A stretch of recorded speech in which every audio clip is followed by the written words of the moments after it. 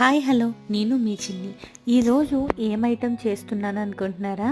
పెసరపప్పులో ములక్కాయ వేసి మంచి పప్పుచారు.